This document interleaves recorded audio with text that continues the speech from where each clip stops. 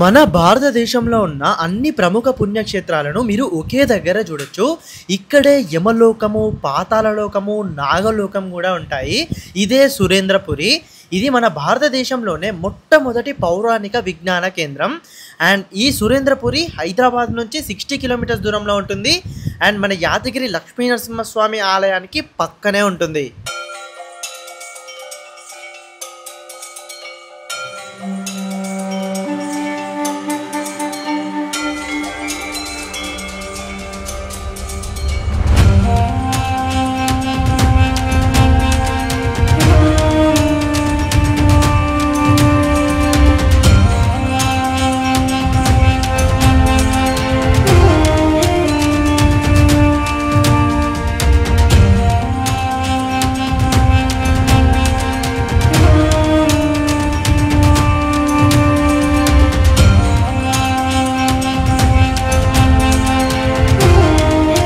So మనం ఇప్పుడు సురేంద్రపూర్ దగ్గరికి అయితే వచ్చేసినాము. సో లోపలికి వెళ్ళి మొత్తం ఎలా ఉంటుందో చూసేద్దాం. ప్రజెంట్ ఇప్పుడు మనం సురేంద్రపురి లోపలికి అయితే వచ్చేసాము. ఇక్కడ స్టార్టింగ్లోనే మనకి దాదాపు 60 అడుగుల ఎత్తులో ఉన్న పంచముఖి ఆంజనేయ స్వామి విగ్రహం అయితే కనిపిస్తుంది. చాలా పెద్దగా ఉంది ఇది. సో ఇక్కడ నుంచి లెఫ్ట్ తీసుకుంటే మనం మన కార్ని పార్క్ చేసి లోపలికి అయితే వెళ్ళొచ్చు. ఇక్కడ పార్కింగ్కి 30 రూపీస్ ఛార్జ్ చేస్తున్నారు. సో మనం ఇక్కడ టికెట్ తీసుకొని ఇంకా లోపలికి అయితే వెళ్దాము. సురేంద్రపురి లోపలికి అయితే వచ్చాము. సో ఇక్కడ ఎంట్రీ టికెట్ వచ్చేసి 350 రూపీస్ ఛార్జ్ చేస్తున్నారు. సో టికెట్ అయితే తీసుకున్నాము. ఇంకా లోపలికి వెళ్ళి మనం ఒక్కొక్కటి ఎలా ఉందనేది చూసేద్దాం. ఇదే సురేంద్రపురి యొక్క సింహద్వారము. ఈ సింహద్వారం నుంచి ఇప్పుడు మనం లోపలికి అయితే వెళ్తున్నాము. సో లోపల మనం మహాభారతం, రామాయణం ఎలా జరిగిందో చూడొచ్చు. ఇంకా వాటితో పాటు మనకి ఇక్కడ యమలోకము, పాతాళలోకము, నాగలోకము కూడా ఉంటాయి. ఇంకా మన భారతదేశంలో ఉన్న అన్ని ప్రముఖ పుణ్యక్షేత్రాలను కూడా మనం ఇక్కడ చూడొచ్చు. ఇప్పుడు నేను సింహం నోటి లోపల నుంచి అయితే వెళ్తున్నాను. నిజంగా చాలా ఎగ్జైటింగ్ అనిపిస్తుంది నాకైతే. అండ్ ఇక్కడ స్టార్టింగ్లోనే మనకి వినాయక స్వామి విగ్రహాన్ని పెట్టారు. సో ఇక్కడ మనం స్వామి వారిని దర్శించుకొని ఇంకా లోపలికి అయితే వెళ్దాము.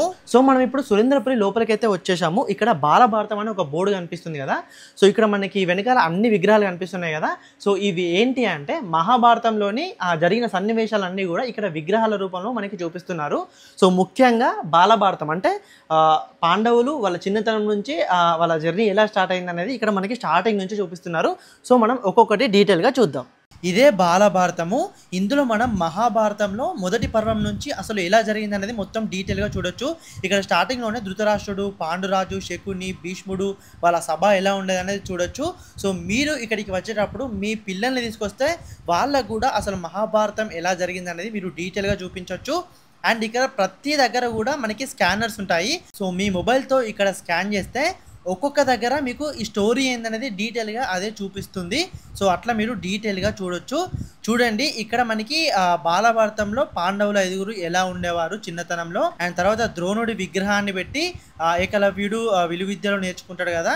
సో అది చూడొచ్చు. ఇంకా ఇక్కడ మీరు ద్రోణాచార్యుడు ఏకలవ్యుడిని బొటనవేలు అడుగుతారు కదా. సో అది కూడా చూడొచ్చు. ఇంకా భీష్ముడు మరియు దుర్యోధనుడు యుద్ధం చేసుకుంటారు కదా చిన్నతనంలో, అది చూడొచ్చు. పాండవులు అందరికి కూడా శిష్యని ఇస్తారు కదా. సో దాన్ని చూడొచ్చు. ఇంకా కౌరవులు అందరూ కూడా ద్రోణాచార్యునికి గురుదక్షిణ ఇవ్వడము, ఇంకా అంగరాజ్యంలో కర్ణునికి పట్టాభిషేకం జరగడము ఇక్కడ చూడొచ్చు. ఇలా మనం చాలా సన్నివేశాల్ని ఇక్కడైతే చూడొచ్చు. సో మనం చిన్నతనంలో పాఠ్య పుస్తకాల్లో కానీ లేదా పద్యాల రూపంలో మనం మహాభారతాన్ని అయితే చూసాము. ఇంకా మనం కొన్ని కార్టూన్స్లలో కూడా మహాభారతం ఎలా జరిగిందో చూసాము. కానీ ఇక్కడ వీటన్నిటిని చూస్తే దగ్గర నుంచి అసలు మహాభారతం ఎలా జరిగిందో చూసినట్టే అనిపిస్తుంది. నిజంగా అద్భుతం ఇది. ఇది మన భారతదేశంలో ఉన్న ఒక కళాఖండం అని అయితే చెప్పొచ్చు.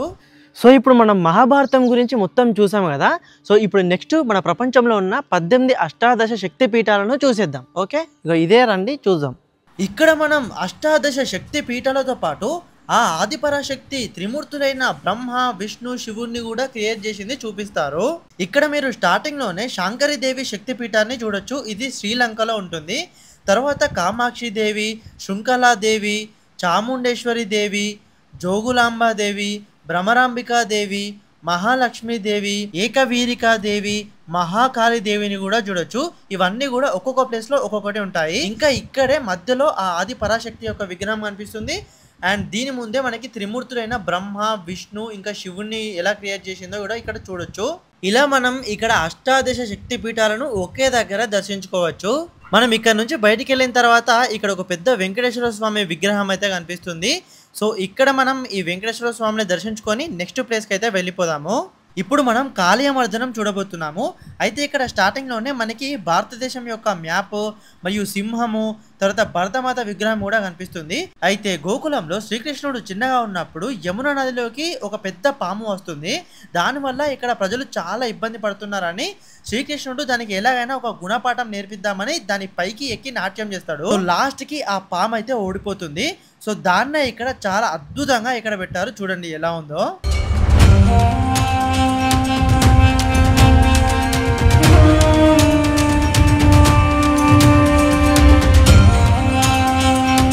సో నెక్స్ట్ ఇప్పుడు మనం నాగలోకానికి అయితే వెళ్ళబోతున్నాము.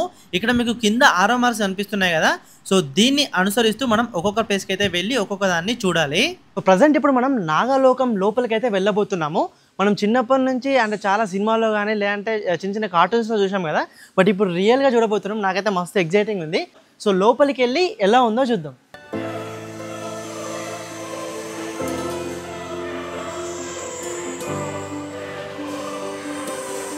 భయపడ కంపెనీ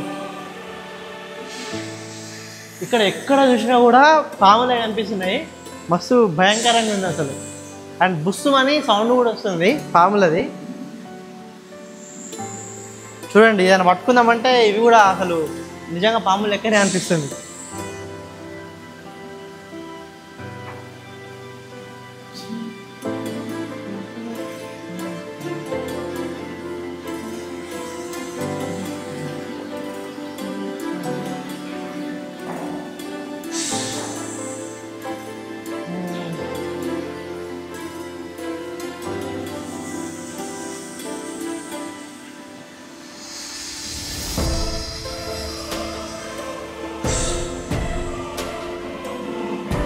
అంటే సముద్ర గర్భంలో ఉన్న నాగలోకం ఎలా అయితే ఉంటుందో సో సేమ్ అలానే ఇక్కడ వీళ్ళైతే క్రియేట్ చేశారు. నిజంగా ఇది ఒక అద్భుతం అసలు.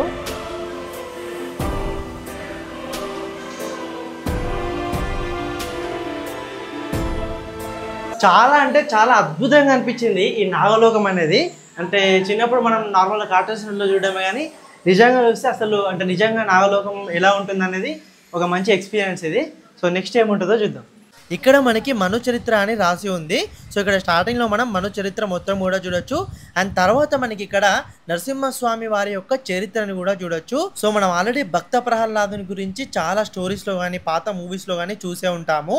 సో హిరణ్యాక్షుని చంపడానికి ఆ విష్ణుమూర్తే నరసింహస్వామి అవతారాన్ని ఎత్తి వచ్చి ఇక్కడ చంపుతాడు. సో దాన్నే మనకి ఇక్కడ డీటెయిల్గా ఎక్స్ప్లెయిన్ చేశారు. చాలా బాగుంది. నేనైతే ఒక్క ప్లేస్ కూడా వదిలిపెట్టట్లేదు. అంటే స్వయంగా మీరు వచ్చి ఈ సురేంద్రపురిని చూస్తే ఎలా ఉంటుందో అట్లా నేను మీకోసం ఇండివిజువల్గా ఒక్కొక్క ప్లేస్ని చూపిస్తున్నాను. సో అంటే మీరే వచ్చి చూసినట్టు మీకైతే ఎక్స్పీరియన్స్ అవుతుంది. తర్వాత ఇంతకుముందు మనం నాగలోకం ఎలా ఉంటుందో చూసాం కదా. సేమ్ అట్లనే ఇక్కడ ఇంద్రలోకం ఎలా ఉంటుందో చూడండి. నాకైతే మస్తు అనిపించింది ఇది. దీని తర్వాత మనం శృంగేరి కర్ణాటకలో ఉన్న శ్రీ శారదాంబాదేవి ఆదిశంకరాచార్యుల విగ్రహాన్ని చూడొచ్చు. తర్వాత శనీశ్వరుడు స్థాపించిన శివలింగం చూడొచ్చు. ఇంకా తర్వాత అలంపూర్లో ఉన్న జోగులాంబాదేవి అమ్మవారి విగ్రహం కూడా చూడొచ్చు. అండ్ నెక్స్ట్ మధ్యప్రదేశ్లోని ఖజురాహోలో ఉన్న చిత్రగుప్త స్వామి విగ్రహాన్ని చూడొచ్చు. ఇంకా ఇక్కడే సంతోషి మాత విగ్రహము, ఇంకా ధర్మస్థలిలో ఉన్న మంజునాథ స్వామి వారి విగ్రహము, ఉడుపిలోని శ్రీకృష్ణ దేవాలయంలో ఉన్న విగ్రహము, విశాఖలో ఉన్న కనక మహాలక్ష్మి అమ్మవారి విగ్రహము, ఇంకా తంజావూరులో ఉన్న శివలింగాన్ని కూడా మనం ఇక్కడ చూడొచ్చు. వీటి తర్వాత శ్రీకృష్ణుడు తన చిన్నతనంలోనే తన చిటికెన వేలుతో గోవర్ధనగిరిని ఎత్తుకున్న సన్నివేశాన్ని మనమైతే ఇక్కడ దగ్గర నుంచి చూడొచ్చు. చూడండి ఇవన్నీ మనం కార్టూన్స్ లో చూసాం కదా, ఇక్కడ నిజంగా కనిపిస్తుంది. తర్వాత మనం ఇక్కడ వేద పురుషులను చూడొచ్చు. అంటే ఋగ్వేదం, యజుర్వేదం, అధర్మణ వేదం, సామవేదం వాటికి సంబంధించిన విగ్రహాలను అయితే మనం ఇక్కడ చూడొచ్చు. మీ అందరికీ ఆల్రెడీ శ్రీకృష్ణుని చిలిపి చేష్టల గురించి తెలిసే ఉంటుంది. చాలా మంది గోపికలు ఇక్కడ స్నానం చేస్తున్నప్పుడు వాళ్ళ బట్టలు తీసుకొని చెట్టు పైకి ఎక్కి పిల్లన గోవు వాయిస్తాడు. సో ఆ సన్నివేశాన్ని మీరు ఇక్కడ చూడొచ్చు. ఈ సన్నివేశం తర్వాత మనం వశిష్ఠముని ఆశ్రమం చూడొచ్చు. ఇక్కడ ఒక యాగం కూడా చేస్తున్నారు చూడండి. సో తర్వాత మనం కొంచెం ముందుకు వెళితే మనకి అశ్వమేధ యాగం కనిపిస్తుంది చూడండి. ఇక్కడ శ్రీరాముడు అశ్వమేధ యాగం చేపిస్తున్నాడు.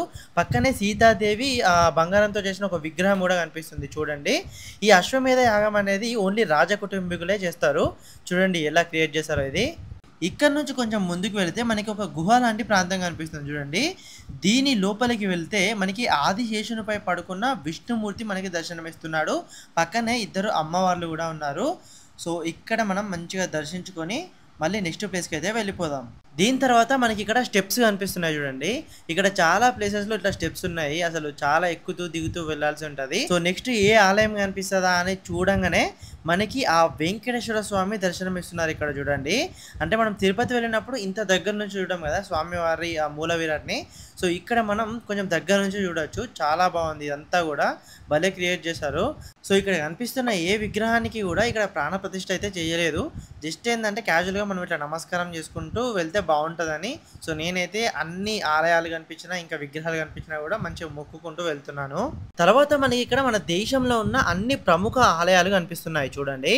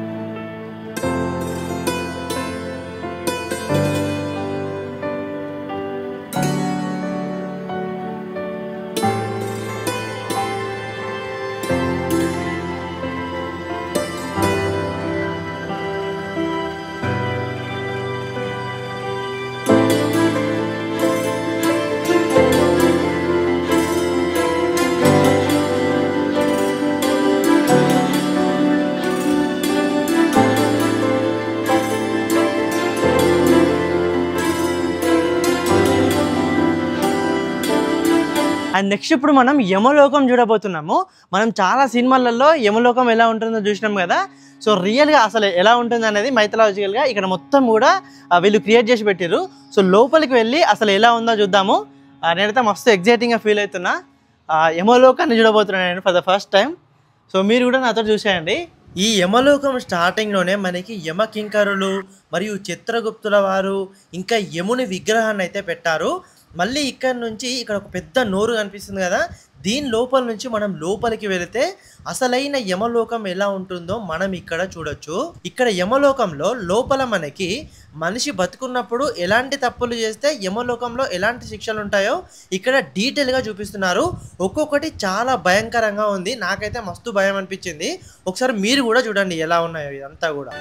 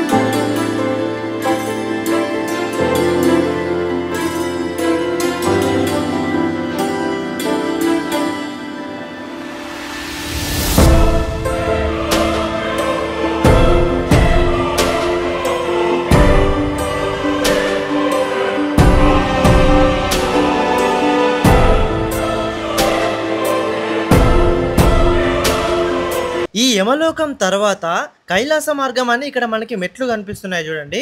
సో ఈ మెట్లు ఎక్కి పైకి వెళ్ళాల్సి ఉంటుంది.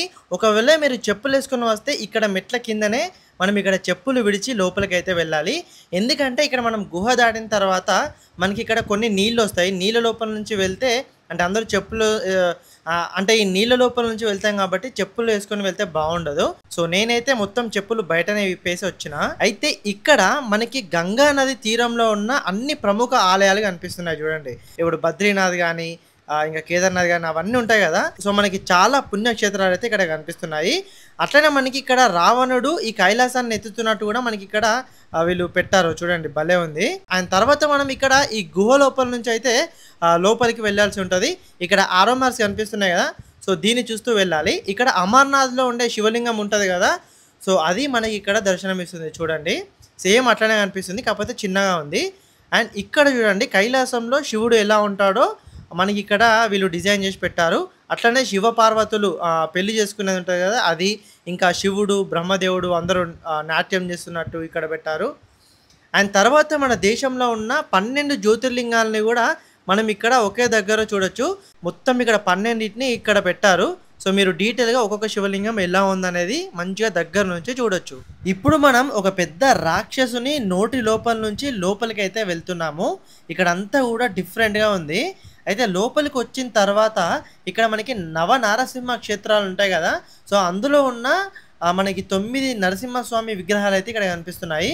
ఇందులో మనకి ఒకటి అహోబిలంలో ఉంటుంది, ఇంకొకటి పెంచలకోన, కదిరే, సింహాచలం, అంతర్వేది, మంగళగిరి, వేదాద్రి, యాదగిరిగుట్ట, ఇంకా ధర్మపురిలో కూడా ఒకటి ఉంటుంది. సో అవన్నీ కూడా ఇక్కడ పెట్టారు డీటెయిల్గా. సో అవన్నీ కూడా మీరు దగ్గర నుంచి మంచిగా డీటెయిల్గా చూడొచ్చు. తర్వాత మీరు గంగావతారం ఎలా జరిగిందో చూడొచ్చు. ఇక్కడ మనకి పైన పరమశివుడు కనిపిస్తున్నాడు, ఇక్కడ కిందనేమో పార్వతీదేవి, నందీశ్వరుడు, ఇంకా భగీరథుడు కూడా ఉంటాడు. తర్వాత మనం ఇప్పుడు అగాసురుడు అనే పాము లోపలికి అయితే వెళ్తాము. ఈ పాము నోటి దగ్గర శ్రీకృష్ణుడు ఇట్లా నోటిని పట్టుకుంటాడు. సో మనం పాము నోటి నుంచి లోపలికి వెళ్తాము. ఇక్కడ చూడండి ఈ పాము లోపల సేమ్ అంటే పాము లోపల ఎలా ఉంటుంది అనేది ఇక్కడ డీటెయిల్గా వీళ్ళు మొత్తం డిజైన్ చేసి పెట్టారు. చూడండి మొత్తం ఇక్కడ మలుపులు ఉన్నాయి. నాకైతే మస్తు డిఫరెంట్గా అనిపిస్తుంది, ఎందుకంటే ఇవన్నీ కూడా చిన్నప్పుడు చూసినాం కదా కార్టూన్స్లలో.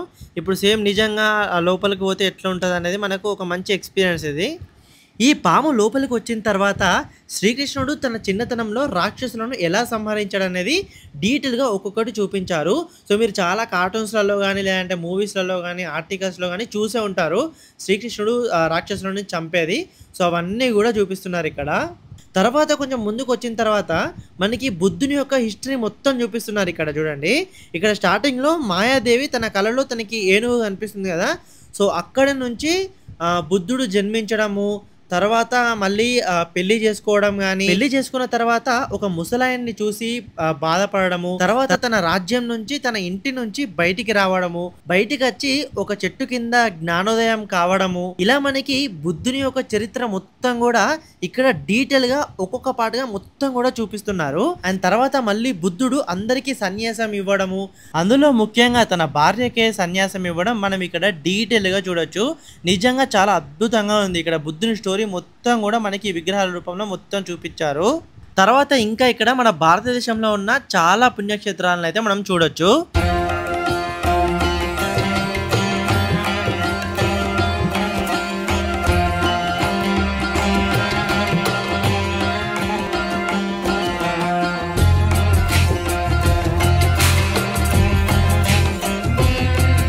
తర్వాత మనం ఇంతకుముందు శ్రీకృష్ణుడు ఒక పాము నోటిని పట్టుకున్నాడు కదా, అందులోపల నుంచి మనం లోపలికి వెళ్ళాము. ఇప్పుడు ఒక కొంగని పట్టుకున్నాడు ఇక్కడ. సో దీని లోపల నుంచి మనం లోపలికైతే వెళ్ళాలి. సో లోపలికి వచ్చిన తర్వాత అమ్మవారు మనకి దర్శనం ఇస్తారు, వివిధ రూపాల్లో ఉంటారు. సో ఇవన్నిటిని కూడా మనం దగ్గర నుంచి చూడొచ్చు.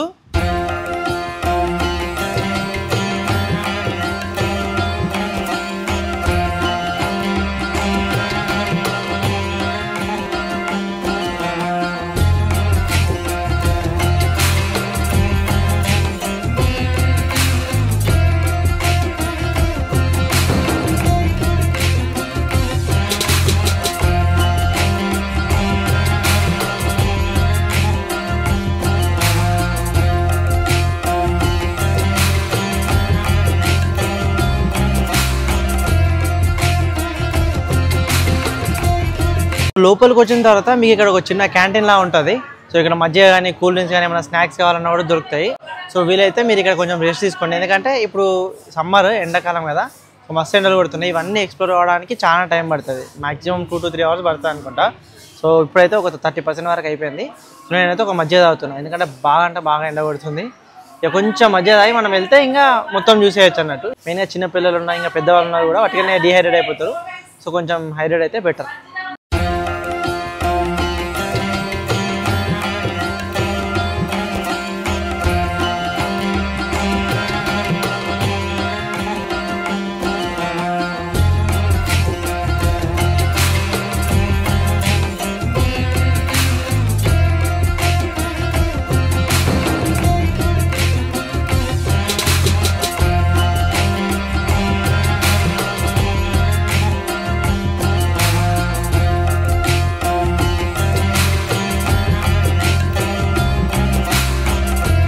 సో మళ్ళీ ఇప్పుడు కొన్ని స్టెప్స్ వచ్చినాయి.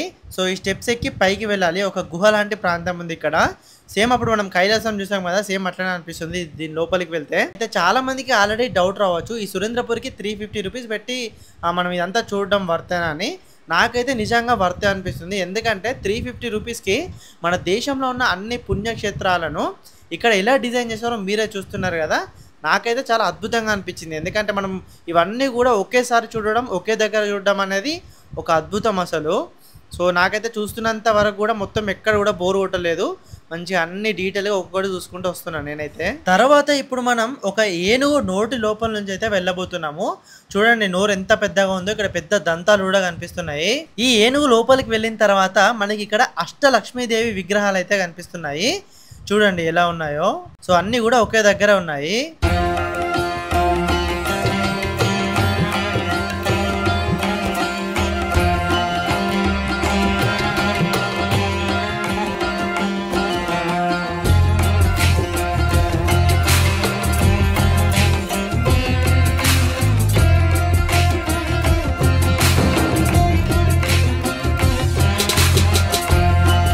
సో ఇప్పుడు మనం బ్రహ్మలోకం ఎలా ఉంటుందో చూడబోతున్నాము. సో నిజంగా బ్రహ్మలోకం ఎలా ఉంటుందో మనం ఇక్కడ డీటెయిల్గా మొత్తం చూసేద్దాం.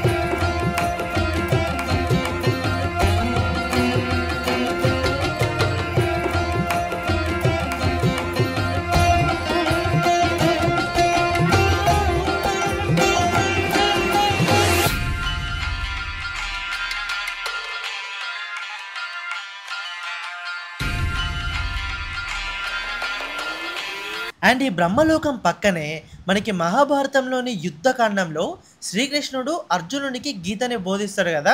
సో ఆ సన్నివేశాన్ని ఇక్కడ డీటెయిల్గా మనకి చూపించారు. సో ఇక్కడ చాలా మంది సైనికులు కానీ, అర్జునుని రథము మరియు శ్రీకృష్ణుడు, అర్జునుడు, అండ్ దీని వెనకాలనే మనకి విష్ణుమూర్తి యొక్క విగ్రహం కనిపిస్తుంది. అండ్ ఇది చాలా అంటే చాలా పెద్దగా ఉంది. నాకు మొత్తం సురేంద్రపూర్లో ఇది చాలా అంటే చాలా బాగా నచ్చింది. తర్వాత కొంచెం ముందుకు వెళితే మనకి ఇక్కడ వరదరాజ స్వామి వారు మరియు కంచి బంగారు బల్లి కూడా మనకి ఇక్కడ దర్శనమిస్తుంది. సో ఇవి చూసుకొని మళ్ళీ మనం ముందుకైతే వెళ్ళాలి.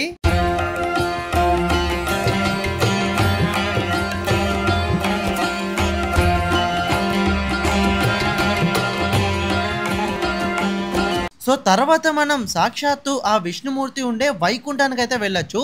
సో ఈ వైకుంఠానికి వెళ్ళే దారిలోనే మనకి 7 ద్వారాలు కనిపిస్తాయి. అట్లనే మనకి విష్ణుమూర్తి యొక్క అవతారాలన్నీ కూడా మనకి ఇక్కడ డీటెయిల్గా ఒక్కొక్కటి చూపించారు. సో ఇవన్నీ చూసిన తర్వాత మనం 7వ ద్వారం దాటిన తర్వాత ఫైనల్గా మనం విష్ణుమూర్తిని చూడొచ్చు.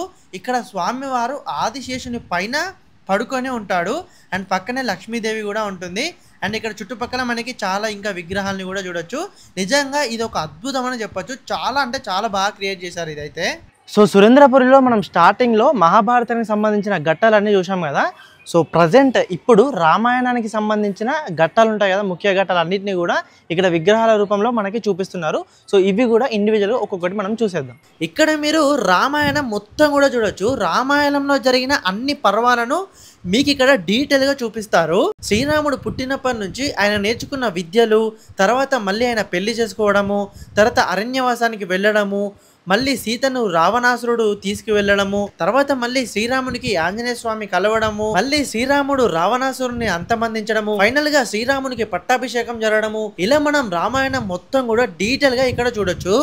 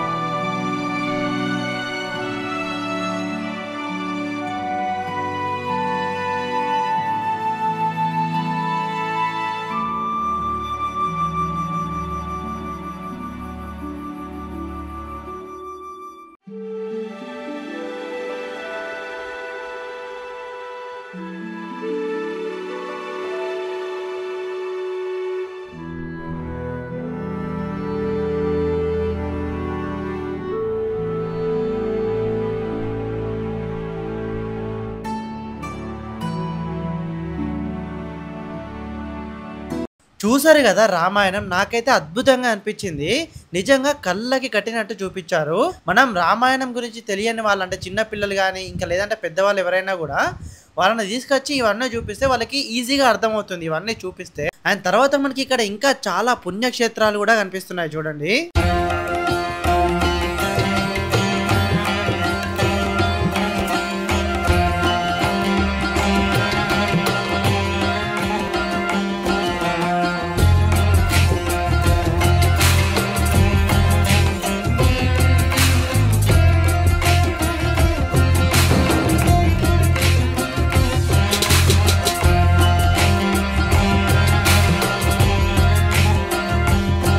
మనం ఇప్పుడు హనుమాన్ చరిత్ర గురించి తెలుసుకోబోతున్నాము.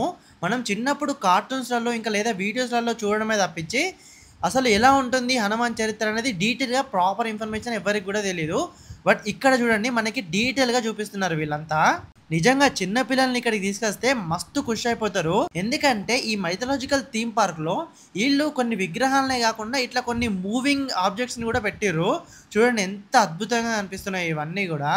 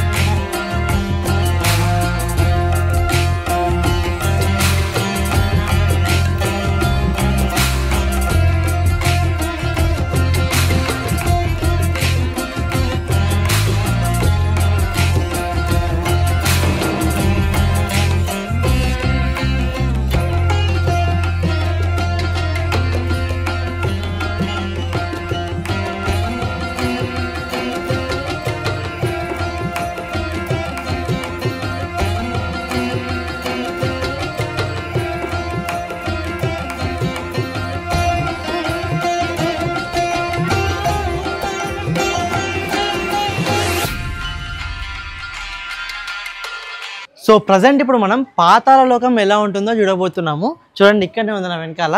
ఒకసారి లోపలికి వెళ్ళి చూద్దాం ఎలా ఉంటుందో. ఇక్కడ చిన్న హోల్ ఉంది, ఇందు లోపల నుంచి వెళ్ళాలి. అయితే పాతాళ లోకం భూమి కింద ఉంటుంది కాబట్టి సో ఇప్పుడు మనం భూమి లోపలికి వెళ్ళినట్టు ఇక్కడ మెట్లు క్రియేట్ చేశారు చూడండి. సో ఇలా మనం కిందికి వెళితే మనకి ఇక్కడ మొత్తం ఎర్రగా కనిపిస్తుంది. ఎందుకంటే పాతాళ లోకం కూడా లోపల ఎర్రగా ఉంటుందని చెప్పేసి ఇక్కడ మొత్తం లైటింగ్స్ అయితే పెట్టిర్రు. సో సేమ్ నిజంగా పాతాళ లోకం లోపలికి వెళ్తే ఎలా ఉంటుందో ఇక్కడ సేమ్ అట్లనే అనిపిస్తుంది. అండ్ లోపలికి ఇక్కడికి వచ్చిన తర్వాత మనకి పాతాళ లోకంలో దేవీ దేవతలు ఎవరైతే ఉంటారో వాళ్ళకి సంబంధించినటువంటి అన్ని విగ్రహాలను అయితే ఇక్కడ పెట్టారు. అండ్ నిజంగా చాలా అంటే చాలా భయంకరంగా ఉన్నాయి ఇవన్నీ కూడా.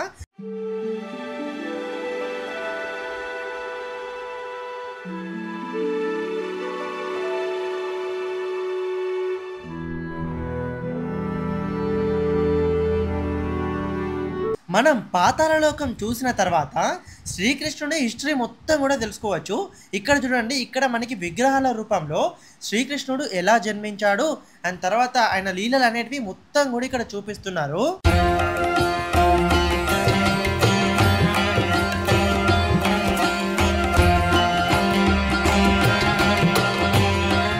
తర్వాత ఇప్పుడు మనం పద్మవ్యూహం లోపలికి వెళ్తున్నాము.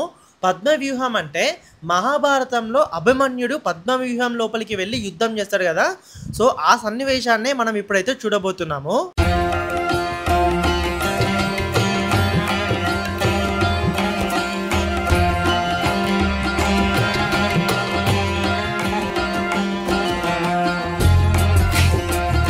చూసారు కదా ఈ సురేంద్రపురి నాకైతే చాలా అద్భుతంగా అనిపించింది. మెయిన్గా అంటే భారతదేశంలో ఉన్న అన్ని ఆలయాలకు అంటే మనం అందరం వెళ్ళి చూడలేము కదా. సో ఇక్కడ వీళ్ళు అన్నీ ఒకే దగ్గర పెట్టారు. అండ్ ఆలయాలతో పాటు మనకి ఇక్కడ భూలోకం ఇంకా పాతాళ లోకం యమలోకం ఇవన్నీ ఎలా ఉంటాయి అనేది మనం చిన్నప్పటి నుంచి ఇమాజినేషన్ చేసుకుంటాము. లేదంటే మన మూవీస్లో చూస్తాము, కార్టూన్స్లో కానీ ఎక్కడైనా ఆర్టికల్స్లో అక్కడక్కడ చూస్తూ ఉంటాము. కానీ మనం ఇక్కడ నిజంగా అసలు ఎలా ఉంటుంది అనేది మనం వీళ్ళు అసలు భలే క్రియేట్ చేసి పెట్టారు. నాకైతే మస్తు అనిపించింది. ఇవి చిన్నపిల్లలకైనా పెద్దవాళ్ళకైనా ఎవరైనా కూడా ఇక్కడికి వచ్చి చూడొచ్చు. చాలా అంటే చాలా బాగుంటుంది, ఒక మంచి ఎక్స్పీరియన్స్. సో నేనైతే ఈ ఎండలో చాలా కష్టపడి షూట్ చేశాను, ఎందుకంటే చాలా మంది ఇక్కడికి రాలేరు కదా, వచ్చి చూడలేరు కాబట్టి. సో మీరు చూడకపోయినా కూడా అంటే ఈ వీడియో చూస్తే మీకు అసలు ఇది ఎలా ఉంటుంది అనేది డీటెయిల్గా అర్థమవుతుంది. సో డెఫినెట్గా ఈ వీడియోని మీరైతే మొత్తం చూసారని నేనైతే అనుకుంటున్నాను. అండ్ డెఫినెట్గా ఈ వీడియో మీకు నచ్చే ఉంటుంది. సో నేనైతే చాలా అందంగా మంచిగా షూట్ చేశాను. సో ఈ వీడియో మీకు ఎలా అనిపించిందో కామెంట్ చేయండి. అట్లనే ఈ వీడియోని మీ ఫ్రెండ్స్ అండ్ ఫ్యామిలీ ప్రతి ఒక్కరికి కూడా షేర్ చేయండి. Thank you, bye bye.